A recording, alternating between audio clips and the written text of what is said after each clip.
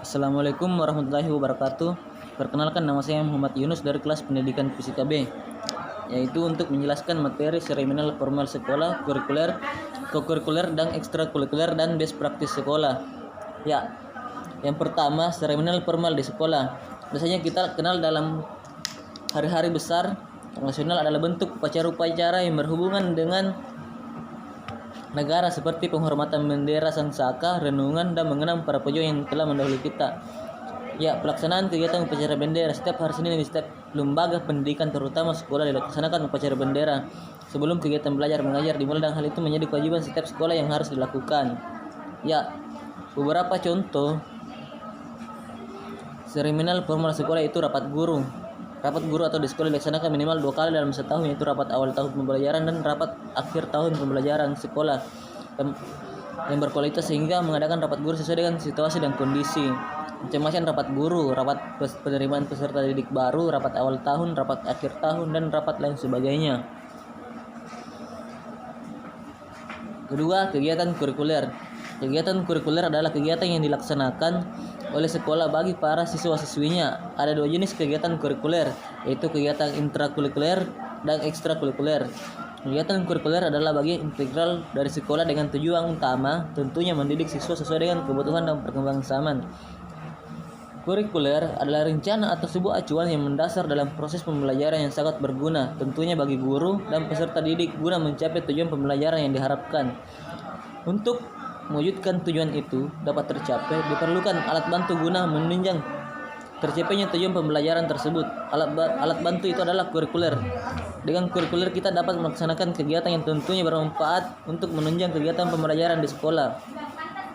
Dengan demikian, kurikuler dapat diartikan sebuah kegiatan yang dilakukan untuk menunjang pembelajaran agar tercapai tujuan kurikulum.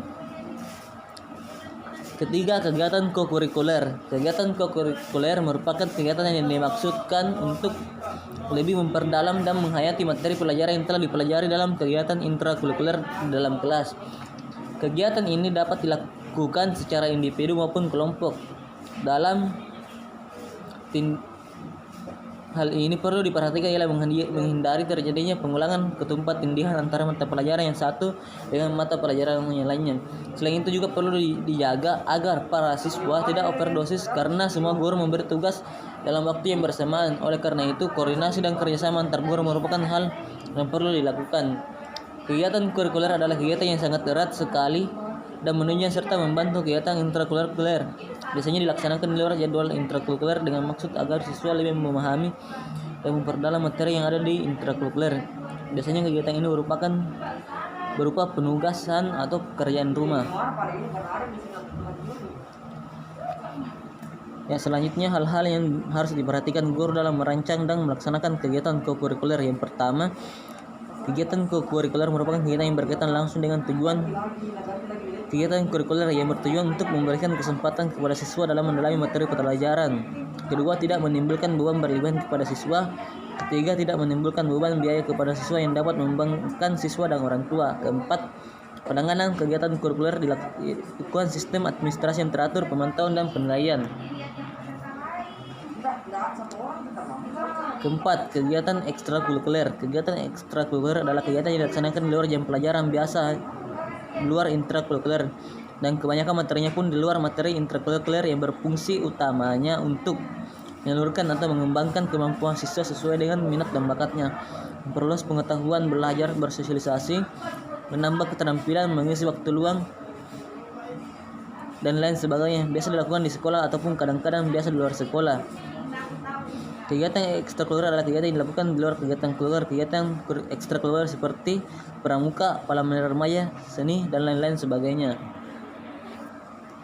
Berdasarkan Peraturan Menteri Pendidikan Nasional Republik Indonesia Nomor 39 Tahun 2008 tentang pembinaan kesiswaan, kegiatan ekstrakurikuler merupakan salah satu jalur pembinaan kesiswaan. Kegiatan ekstrakurikuler yang diikuti dan dilaksanakan oleh siswa baik di sekolah maupun di luar sekolah bertujuan agar siswa dapat memperdaya dan memperluas diri. Memperluas diri ini dapat dilakukan dengan memperluas wawasan pengetahuan dan mendorong pembinaan sikap dan nilai-nilai.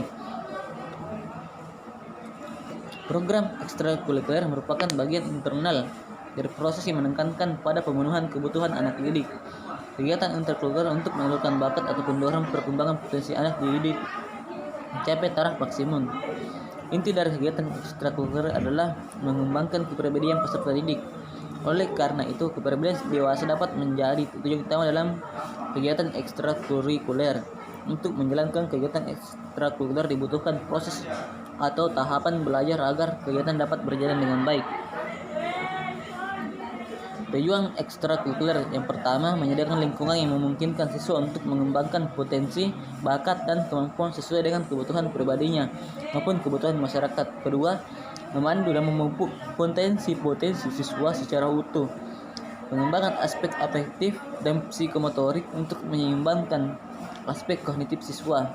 Keempat, membantu siswa dalam menyeimbangkan minatnya. Empat, kegiatan ekstrakurikuler. Yang pertama, siswa terlatih dalam satu organisasi. Dua, siswa terlatih dalam suatu kegiatan event organizer. Ketiga, siswa terlatih menjadi seorang pemimpin. Keempat, siswa terlatih dalam berinteraksi dalam kegiatan di luar sekolah. Kelima, siswa terlatih untuk mencapai keterampilan. Keenam, siswa terlatih untuk menghargai kelebihan orang lain. Ketujuh, siswa terlatih untuk menghadapi tantangan yang datang.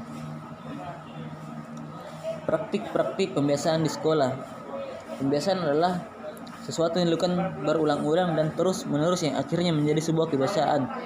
Agar pembiasaan bisa dengan mudah terlaksana dibutuhkan kerjasama yang baik antara guru dan orang tua siswa supaya program pembiasaan itu dilaksanakan dalam kehidupan keseharian siswa.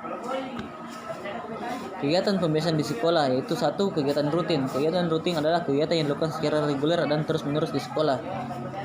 Tujuannya membiasakan siswa yang melakukan sesuatu dengan baik.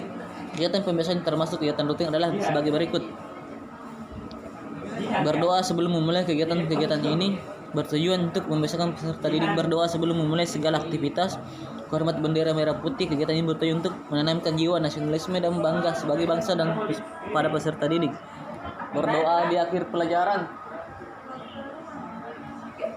Kedua, kegiatan spontan. Kegiatan spontan adalah kegiatan yang dapat dilakukan tanpa dibatasi oleh waktu, tempat, dan ruang. Hal ini bertujuan memberikan pendidikan secara spontan, terutama dalam membiasakan bersikap sopan santun dan sikap terpuji lainnya. Contoh, membiasakan mengucapkan salam dan bersalaman kepada guru, karyawan, dan sesama siswa. Kedua, membiasakan bersikap sopan santun. Ketiga, membiasakan membuang sampah pada tempatnya. Keempat, membiasakan minta izin masuk atau keluar kelas atau ruangan. Kelima, membiasakan menolong atau membantu orang lain dan lain-lain. Ketiga, kegiatan terprogram. Kegiatan terprogram ialah kegiatan yang dilaksanakan secara bertahap sesuai dengan kalender pendidikan atau jadwal yang telah ditetapkan. Membiasakan kegiatan ini artinya membiasakan siswa dalam personil sekolah aktif dan melaksanakan kegiatan sekolah sesuai dengan kemampuan dan bidang masing-masing. Contoh, kegiatan kelas meeting, kegiatan memperingati hari-hari besar nasional, kegiatan karya wisata, kegiatan lomba mata pelajaran seperti olimpiade matematika, olimpiade fisika, pesona fisika, lomba marin, dan lain-lain sebagainya. Kelima, kegiatan pentas seni akhir tahun, kegiatan kemah akhir tahun pelajaran. Keempat, kegiatan keteladanan.